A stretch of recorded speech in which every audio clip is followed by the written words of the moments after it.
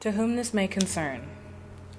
The purpose of this is to commend Special Agent James Bodman for his outstanding efforts in the investigation into the death of Michael Donald, a young black man who was found hanged in Mobile, Alabama in March 1981.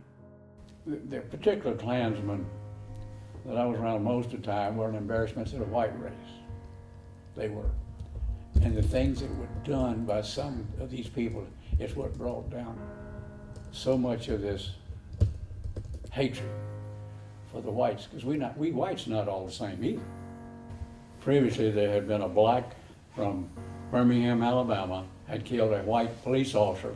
Well, at that same time, out here in Tillman's Corner was an old man by the name of Hayes who'd filled these young people full of racial hatred. That led him to say, well, if a black man can get away from killing a white man should be able to get away from killing a black man. So he put the idea in the mind of two young guys, so they started riding the streets, and they came across Michael Donald. And they had a gun, and they took him over to Baldwin County, a little wooded area there. That's where they killed him.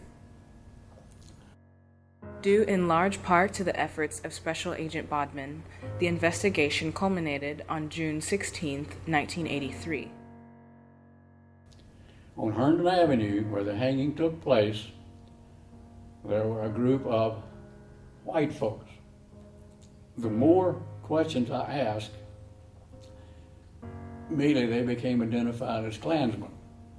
I'm thinking, that's where I'm going to devote my efforts. Got to start somewhere. What a better place to start. I was able to identify some Klansmen and I started interviewing them.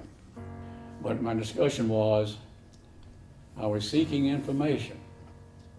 You belong to this group. You were out there that night. And they would start talking to me. And on one occasion, this fellow said, tell me what did Tiger Knowles look like that night when they came back in from their trip. And he said, well, Mr. Bodman, I'm going to tell you the truth. And I said, that's an excellent thought. He had blood on him. I said, oh, that's a clue. And in reviewing previous investigations, that had not come out anywhere. So I started concentrating on him. And he started talking more and more. I go find another Klansman. He said, tell me what you saw. I said, I just saw some guys come in. I said, that's interesting. Where did the blood come from that was on Tiger? He says, you know? I said, yes, sir. I'm asking you questions I know the answer to. And this went on for a matter of months, more and more. And I'd interviewed this Tiger Knowles. There was his partner was a guy named Henry Hayes. When I finally got to the point, I knew who did it, but I couldn't prove it. This matter would not have concluded so successfully without Special Agent Bodman's expertise, hard work, and genuine interest in the outcome of the case. June the 10th, 1983. I get a call about midnight. Tiger told me that he wanted to meet me down on Government Street. There was a lot of dark shadows and things there, so I went, and we were going to meet at a certain time. And then I see Tiger approaching. And I look, and there's a white guy with him. I'm saying, this is interesting. And when I looked closer, it was his lawyer, the Klan lawyer, was with him. And say, look, all right, Tiger, what do you want to tell me? Well, then he started telling me that, Mr. Bodman, you're harassing me, you're leaning on the wrong folks. I said, Tiger, I know who did it. I'm leaning, and I'll get you.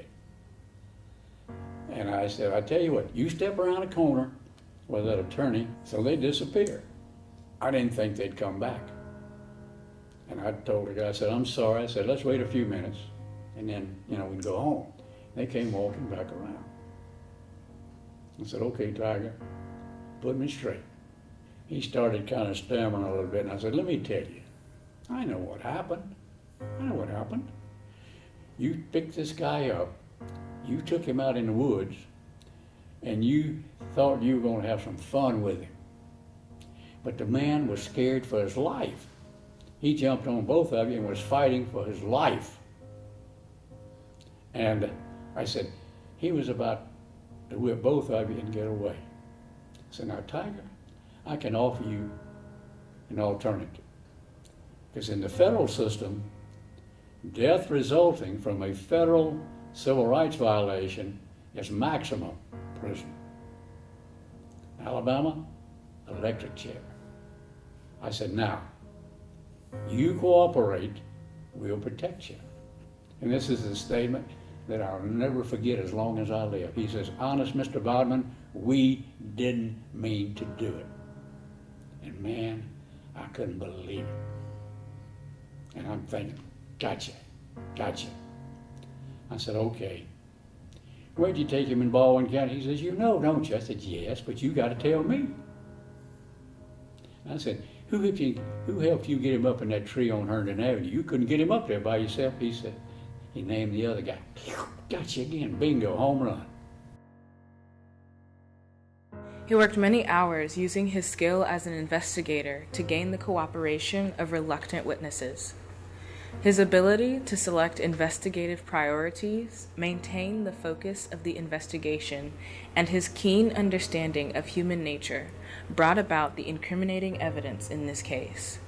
Without Special Agent Bodman's efforts, the persons responsible for this atrocious, racially motivated murder would still be at large. My friend Johnny is.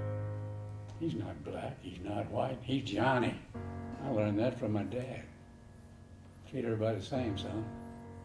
Treat everybody the same. The bottom line is, 1997, Henry Hayes was electrocuted at Holman Prison. First time in 85 years that a white person had been electrocuted for killing a black person. And a Tiger got life. Now when I say life, he got out in 2003. And they say you don't get life, but they call it life, but you don't get life. He came back to Mobile, but he didn't stay very long. We didn't need him. So he's a long way from Mobile, Alabama still.